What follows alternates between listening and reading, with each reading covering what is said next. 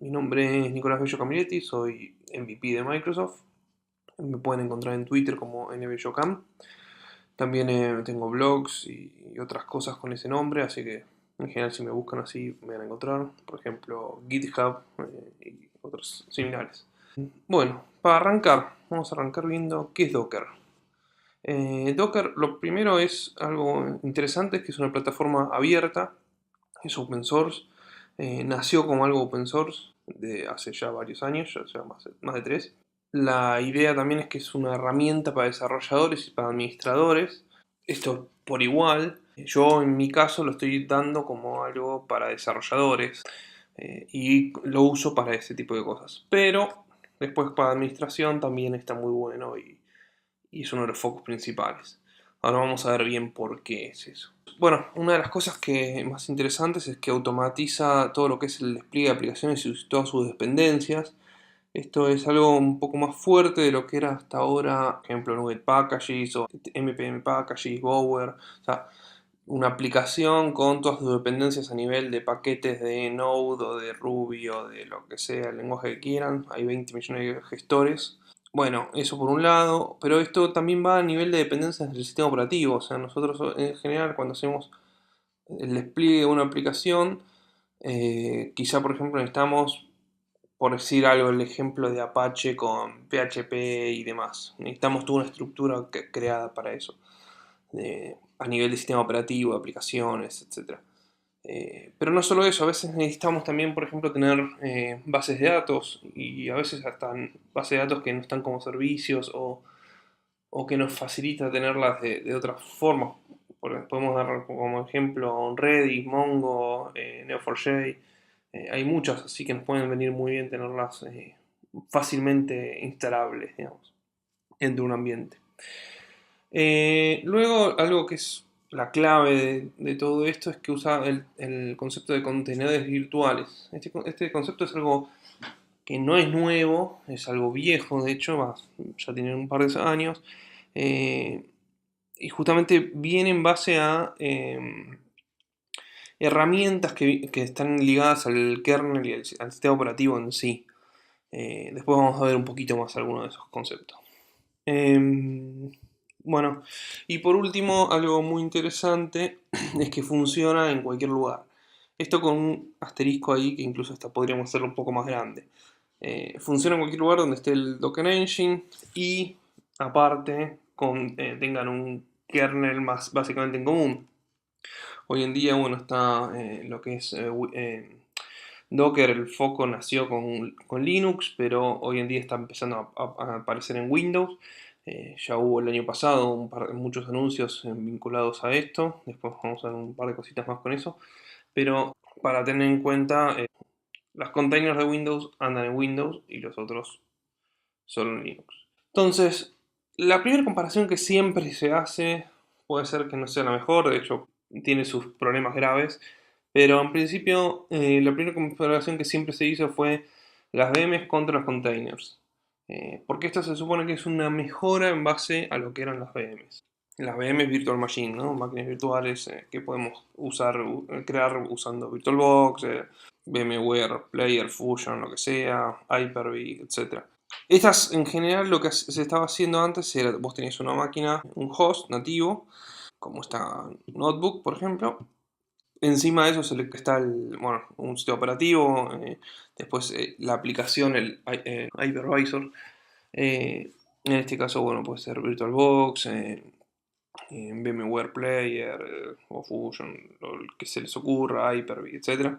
Y después, arriba de eso, una VM. El hypervisor lo que está haciendo es simular el hardware, básicamente. Entonces, al simular el hardware, estamos logrando crear una máquina de cero, haciéndole creer que está dentro de una máquina física cuando en realidad es todo virtual. Eso tiene un costo grande en que cada VM que creamos para correr sobre una aplicación, en general un sistema de producción, digamos, a correr una aplicación, una VM, eso nos implica estar instalando librerías, instalando el sistema operativo. El sistema operativo es complejo, tiene un montón de tareas, un montón de cosas que hacer al mismo tiempo, etc.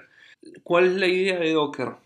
Bueno, la idea es reutilizar el kernel, el engine, O sea, nos vamos a sacar el hypervisor del medio, va a estar el Docker Engine ahí, y va a estar en vez del guest OS, o sea, el creado en la máquina virtual, lo vamos a tener vamos a usar el sistema operativo del host. Por eso ahí es cuando empezamos a tener el tema de, bueno, los containers de Linux van a andar solo en Linux porque necesitan el kernel que está en el host. Los de Windows van a andar solo en Windows porque necesitan el kernel que está en el host. Y después, bueno, vamos a tener contenedores para la aplicación 1, con sus propias librerías, dependencias y demás. Como decíamos antes, pues la aplicación 1 puede ser una página web que necesita PHP, bueno, ahí va a estar todas las dependencias de PHP. La 2 puede ser algo que use Node y estarán todas las dependencias de Node, etc. Entonces es una herramienta bastante interesante. Entonces, vamos a ver los primeros conceptos. Yo ya les nombré algunos. Uno de los primeros conceptos es las imágenes. Las imágenes es como el template en el cual se va a basar un contenedor, que es el siguiente concepto. Las imágenes en sí como un template. Hay un montón de información sobre las imágenes. Hay registros de imágenes ya definidas, con lo cual podemos reutilizarlas, las que otro creó. Por ejemplo, más adelante vamos a ver alguna demo y vamos a estar jugando un poco con el tema de las imágenes ya creadas de Ubuntu, de Nginx, que es un tipo Apache, y varias más. Y bueno, y los containers es como esa instancia de esa imagen. Es cuando está en tiempo de ejecución, digamos, cuando está ejecutándose el container es la imagen esa en ejecución.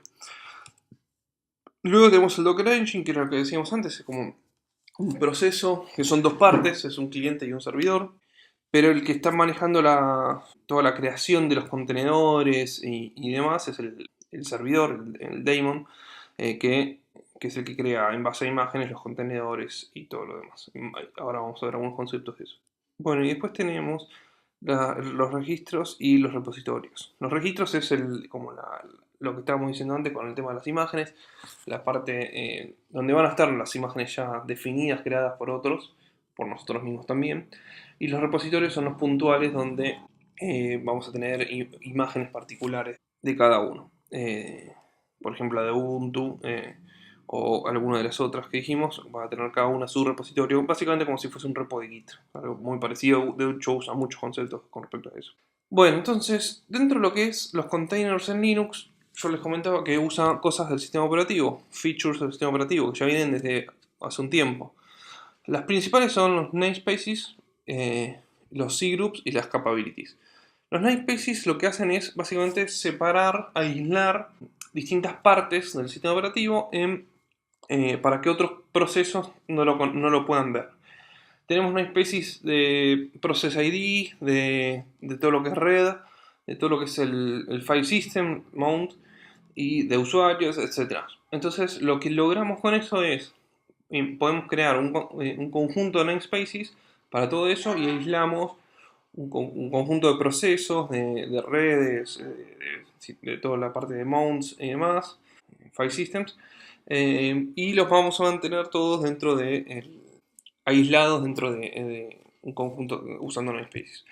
Luego tenemos los cgroups. Los cgroups nos permiten son control groups, nos permiten controlar todo lo que es, por ejemplo, bueno, memoria asignada a un proceso, un conjunto de cosas, en este caso, bueno, un conjunto de namespaces, lo mismo procesadores, etcétera. O sea, nos permite justamente poder customizar cuánto queremos asignar de procesador a cierta parte.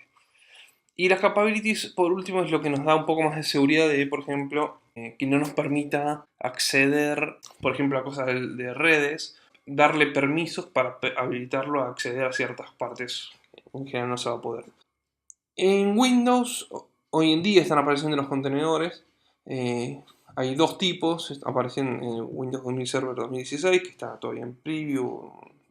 La idea es, están los Windows Server Containers, que es la idea más vinculada a Linux, donde están los namespaces y capabilities y algunos otros conceptos por ese lado. Justamente Docker va a aprovechar esos Windows Server Containers. Y después están los Hyper-V Containers, que básicamente son como una especie de máquina virtual súper optimizada. Los dos se pueden usar con PowerShell, hay varias herramientas, bueno, no me voy a meter mucho ahí, pero está bueno tener esos conceptos que la idea es estar en los dos lados, en Windows, en Linux, a partir de toda esta movida que se está haciendo. Bueno, y después tenemos lo que es las diferencias que antes ya estuvimos diciendo de Linux versus Windows. En un kernel donde estamos en el host, si tiene un Linux kernel, no vamos a poder correr aplicaciones de Windows, sí todas las de Linux, obviamente. Y en un kernel de Windows no vamos a poder correr las de Windows. Bueno, después vamos a nombrar un poco, a recorrer un poco la plataforma de Docker. Hoy Docker creció mucho, está todo en un desarrollo intensivo, pero no quita que no esté en producción. Y dentro de las cosas que hay dando vueltas, bueno, está el Docker Hub, el registro principal, el que se va a usar por defecto. Es público, se pueden registrar ahí, pueden subir sus propias imágenes, hay un repo privado para cada persona y después si quieren más tienen que pagar. Pero también pueden hacer su propio registro. Y de hecho hasta se puede usar un container para hacer un registro privado. Bueno, después tenemos todo lo que es clustering. Que ahí entra a jugar Docker Swarm. Clustering es toda la idea de tener los contenedores distribuidos en distintas VMs. O sea, todo lo que es, y todo lo que es también si se cae un container que lo vuelve a levantar, etcétera. ¿Sabes? Tenemos muchas cosas ahí dando vueltas dentro de lo que es Swarm. Es una herramienta muy fuerte.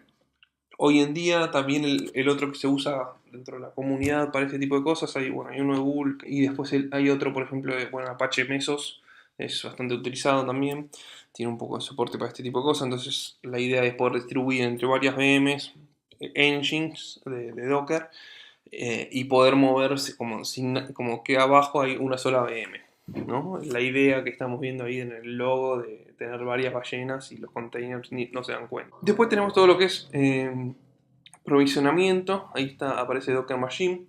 Este es uno de los que está un poquito más verdes, pero es igual yo lo estuve usando, anda perfecto. Machine lo que hace es poder crear PMs y configurar Docker internamente, te permite hacer varias toques de provisionamiento y la verdad que es súper fácil y simple. Por ejemplo, lo podemos usar para crear una VM tanto local como en Azure como en algún otro proveedor. Mientras que haya un driver, está todo bien y se puede crear. Después tenemos todo lo que es orquestación. Esto es la idea de. Ahora les comento un poco más. Ahí tenemos el Docker Compose. Docker Compose lo que nos permite es, por ejemplo, crear. Si necesitamos una máquina, como antes les decía, una aplicación consume Redis, Neo4j, Mongo, etcétera. Cada uno de esos son containers. Hay un container para Mongo, un container para Redis, un container para Neo4j, un container para mi aplicación en sí. Para cada una de esas tendría que ir levantando de a uno a mano y es medio molesto. Entonces ahí es cuando aparece Compose, que simplifica mucho para levantar varias cosas al mismo tiempo y la verdad que está muy bueno. Es una herramienta bastante cómoda para trabajar. Yo en general estoy usando Compose más que otra cosa.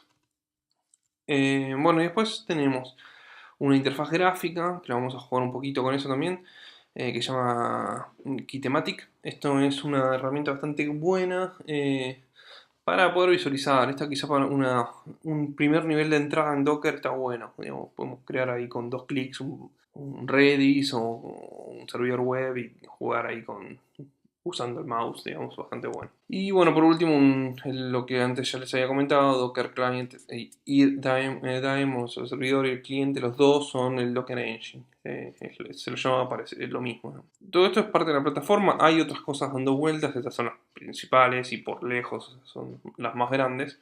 Las opciones que tenemos para Docker corriendo en algún lado en Azure. Dentro de esto tenemos la primera opción, la que seguramente se les ocurre a todos por defecto, es usar una VM plana e instalarle Docker a mano. O sea, es lo mismo que tener una VM local, en VirtualBox o lo que sea, y instalo con Docker usando los comandos y todo como está en la página web. Yo, por ejemplo, tengo una máquina donde tengo el blog y demás, lo tengo corriendo con Docker, que lo instalé así a mano, más que nada porque quería tener un poco más de control en algunas cosas, quería jugar un poco con algunas partecitas. Y luego tenemos la opción que ya les nombré, Docker Machine, usando el driver de Azure. Esto es muy simple, después se lo comento, pero por ejemplo, ahora yo creé una máquina ya y bueno, ahora vamos a jugar un poquito con eso también. Después tenemos una extension, Docker extension, dentro de las VMs.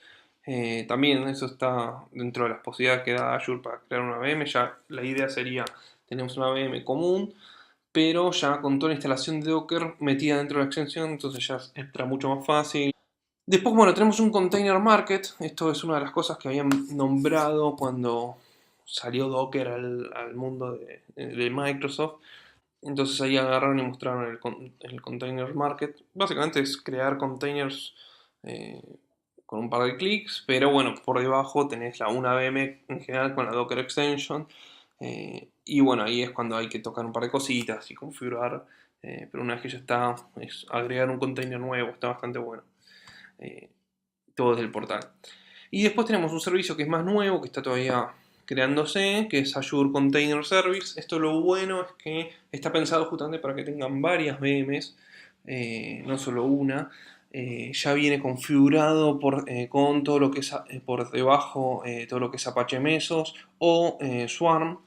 Entonces esto te permite tener estar seguro que las VMs van a estar andando, que los containers van a estar andando, etcétera. Tiene un montón de herramientas por ese lado. Bueno, y por último, este es Service Fabric. No sé cuántos de ustedes escucharon hablar de Service Fabric. Esta es una de las herramientas en las cuales muchos de los servicios, en especial de Azure, se basan hoy en día. Y permite tener también una suerte de usar contenedores donde están las instancias de los de Service Fabric. Esa es una cosa muy volada, que está muy buena, pero es compleja de entender, no es tan simple. Y bueno, eso se usa mucho para microservices y demás. Todo lo de Docker en general también se usa mucho para microservices, pero hay otras opciones de uso bastante fuertes. Microservices, para los que no saben, es tener un servicio, una aplicación chiquitita que hace algo muy simple. Conceptos como los de Linux en general que te estaban dando vueltas desde hace años, de tener una aplicación chiquita, segura, que anda bien, eh, más robusta, pero hace una sola cosa y todo el resto de las aplicaciones se basan en esa para seguir construyendo más. Bueno, vamos a jugar un poco con las demos ahora, así vemos un poco en acción esto de Docker. Bueno, entonces para la primera demo lo que vamos a hacer es arrancar, para hacerlo bien básico, vamos a usar Docker Machine primero. Esto, como les decía antes, tiene un par de comandos muy parecidos a lo que es de Linux y demás. Nos permite tener máquinas creadas con algunas cosas. Por ejemplo, en este caso, si yo hago, bueno, acá tengo una de Azure que me expiró, tengo que volver a loguearme. A veces, ahora eso lo vemos. Eh, pero fíjense que tenemos una máquina de Azure y una default. La default, que es VirtualBox, está topeada. Y la de Azure, bueno, no está con timeout, tengo que hacerlo del login. Bueno, entonces, ¿qué vamos a hacer? Vamos a levantar machine start. Por esto va a tener un parámetro más, que es el nombre de la VM, en este caso default. Como es el default, justamente, no hace falta especificarla. Y esto nos levanta la VM. No está creando, ya está creada. Esto lo único que va a hacer es eh, arrancarla. Puedo hacer lo mismo si agarro y voy a VirtualBox y levanto la VM. La diferencia es que acá esto me está obteniendo la IP que está teniendo y algunas otras cosas más, que ahora vamos a ver cómo se usa justamente para poder conectarme y hacer cosas en esa VM. Entonces, dentro de esto acá, como les decía, levanta todo, configura las SSH, etc.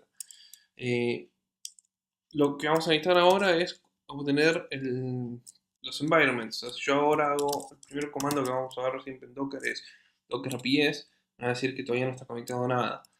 ¿Por qué? Porque no está configurado. Yo localmente no lo tengo. Y como dijimos antes, funciona en Linux. Por eso tengo una VM creada con Docker Machine donde se le está pegando las cosas. Dentro de ese contexto, entonces hacemos así, env, como me dice el comando, y me dirá cuál es la IP, el tema del certificado, si se usa o no, dónde está el certificado, que está ubicado dentro de un directorio local. Ese es el certificado para hacer la configuración segura. Y después tenemos lo que es el nombre de la máquina. Entonces, ahí abajo también me dice cómo hacer para tener esto ya en el shell y poder correr después. Fíjense que esto hace export, o sea, son variables de environment. Entonces ya si hago eval, ya lo tengo ahí dando vueltas y ya puedo hacer docker ps y ahora sí va a andar. Obviamente no tengo ninguno. Lo que sí tengo son imágenes. Entonces hago docker images. Estas son todas las imágenes que tengo localmente, no en internet, sino localmente, las que tengo descargadas. Tengo de varias cosas. Tengo Ubuntu, tengo WordPress, tengo Nginx, MySQL, etc. Vamos a arrancar con, obviamente, como cualquier cosa de programación que se hace, docker run, hello world. Primera cosa que hay que hacer siempre en cualquier lenguaje de programación o nueva tecnología. Esto básicamente lo que hace es correr un programa que me devuelve ese comentario que me dice hello from Docker, etc. Entonces, ahora lo que vamos a hacer es correr otra, pero ya ahora va más armada. Entonces vamos a correr CentOS, que es una distribución de Linux. Eh, si nos fijamos, hacemos Docker IT. El run, obviamente, en base a una imagen, nos va a correr un nuevo container. Entonces nosotros estamos pasando, IT es de interaction, y, bueno, la I es de interaction, la T es de terminal. Bueno, CentOS es una distribución, como decía, esta es la imagen base, y vamos a correr bin bash. O sea, el comando que vamos a ejecutar un comando dentro de esa imagen que va a ser bin bash. Entonces, en este caso, bueno, ya ahí estamos dentro del container, fíjense que cambió. Si ahora yo agarro y abro otra ventanita, vamos a ejecutar de vuelta el val y podemos hacer docker ps y podemos ver acá que está corriendo este container con este nombre, este ID, que si se fijan es el mismo que nos figura en la terminal, es la que estoy conectado. El comando que estoy corriendo es bash. Dentro de eso lo que estábamos haciendo acá era jugar con este contenedor. Entonces, ¿qué vamos a hacer? Vamos a ir primero a dentro del container hacer un PSE. Esto es pasar qué procesos están corriendo. Si nos fijamos, los únicos procesos que están corriendo en esta VM, el E implica que me va a mostrar todo. Lo que me está mostrando es que está corriendo bash, que es lo que yo le dije, y PS, nada más. O sea, esto implica que no hay ningún otro proceso en el sistema operativo que está corriendo. Esa es la diferencia con un sistema operativo entero, con una virtual machine, que en sí va a estar corriendo un montón de procesos. Entonces, es algo interesante para tener en cuenta. Y luego podemos ver otra cosa muy interesante que es ver el kernel. Si se fijan acá, no está usando el kernel de CentOS, está usando el kernel de Docker, de boot to Docker, que es la imagen que está usando la VM que estoy conectada yo, la que creó Docker Machine. Y después, por ejemplo, podemos ver algún archivito de los que tiene, como para comprobar que esto es CentOS. CentOS está basada en Red Hat, lo podemos ver ahí, que es un CentOS, Linux, Release, etc. Incluso qué versión es. Después podemos hacer obviamente, vamos a probar apt-get update. Esto no va a andar porque no tengo apt-get. Sí tengo zoom. Entonces acá puedo hacer, bueno, ejecutar un update de zoom. Esto me va a instalar todas las cosas nuevas, los paquetes nuevos. Después, por ejemplo, la otra que puedo hacer así es crear un archivo. Ahora cuando termine. Eh, Vamos a dejarlo ahí. Entonces ahora vamos a crear un archivo en bin temp test file. Bueno, no tenemos bin, tendríamos que instalarlo, pero sí tenemos bin, así que zafamos. Entonces vamos a agarrar y hacer otro ahora mundo. Grabamos, listo, tenemos el archivo hacemos cat. Esto es bien de Linux, yo sé que a muchos de ustedes no les va a gustar, pero bueno, ahí tenemos el archivito. Entonces, ¿qué vamos a hacer ahora? Vamos a salir. Si yo ahora salgo, hago exit, como era lo que estaba corriendo era bash y yo lo saqué, la imagen, el container murió, ya no existe más. Si existe, por ejemplo, si hago psa, veo, perdón, docker ps-a. Acá veo todos los containers que tengo armados, que estuvieron alguna vez dando vueltas. Pero bueno, acá ya dice que está exit, que ya no está corriendo más. Lo puedo volver a correr. Entonces lo que puedo hacer es docker start y el ID. Bueno, acá podemos jugar también con los nombres, no solo el ID. Entonces siempre ponemos nombres muy graciosos si no especificamos cuál. En este caso Gigantic Care y Hungry McCarthy. Entonces ejecutamos ese y entonces ahora lo que tenemos es justamente de vuelta corriendo el mismo. Si volvemos al otro como para tener más control de lo que estamos haciendo, vamos a hacer docker attach y el ID y bueno, ya volvemos a estar en el mismo lugar. Incluso deberíamos tener el historial y tener el hola mundo ahí como si nada. Entonces lo bueno es nosotros podemos estopear un container y igualmente va a seguir andando como vamos a poder persistir la información y demás. Sí, obviamente si yo lo borro ya no va a estar más y borra todos los datos que están relacionados con eso. Entonces hasta ahí una primera demo, pudimos ver algunas cositas. Sí, lo que podría hacer es conectarme a la máquina esta que dijimos antes haciendo Docker Machine SSH. Entonces ahí estoy conectado al boot to Docker y acá podemos de vuelta hacer el uname a y esto nos va a dar el mismo kernel. Esto justamente es lo que está compartido entre todos los containers. Eso es algo interesante para tener en cuenta. Bueno, preguntas hasta acá. Espero que les haya gustado, más que nada. Para mí es una muy buena herramienta, es algo interesante para usar. Y bueno, espero que lo hayan disfrutado. Sí. Muchas gracias. Si quieren un poco más de información, hay un par de posts en mi blog, en blog.nbyocan.me. Ahí tengo un par de posts de cómo crear el blog, cómo configurar Nginx, cómo configurar WordPress en mi caso, como usé, y algunas cosas más. Incluso está cómo configurar para tener la página segura con un Let's Encrypt, que es muy interesante. Así que bueno, ahí hay varias cosas también, así que los dejo para que puedan ver tranquilos. Bueno, muchas gracias.